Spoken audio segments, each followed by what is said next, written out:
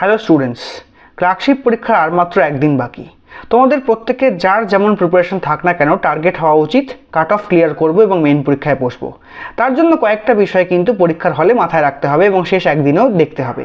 যেমন ধরো হচ্ছে অ্যারিথমেটিক পেপারের মধ্যে কিন্তু যদি শেষ শিফটে বা শেষ দিনে কয়েকটা অ্যাডভান্স ম্যাথ চলেও আসে, তাকে যদি বাদ দিয়ে দিই তাতেও কিন্তু 20 থেকে 25 মার্কস আমরা কোশ্চেন কিন্তু নিশ্চিন্তে অ্যাটেম্প করতে পারবো।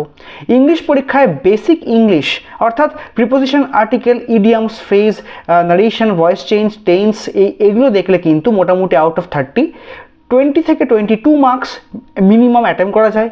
এবং জিকে পেপারের মধ্যে মাথায় রাখবে স্ট্যাটিক জিকে, কারেন্ট অ্যাফেয়ার্স এবং ইতিহাস, এই তিনটে পেপার যদি আমরা পড়ি তাহলে কিন্তু আউট অফ 40 আমরা চোখ বন্ধ করে 30 মার্কসের কোশ্চেন অ্যাটেম্প করতে পারবো। ও তিনটাকে অ্যাড করলে কিন্তু নিশ্চিন্তে 65+ নাম্বার পাওয়া যায়। এটাকে মাথায় রাখো, পরীক্ষা ভালো হবে। All the best.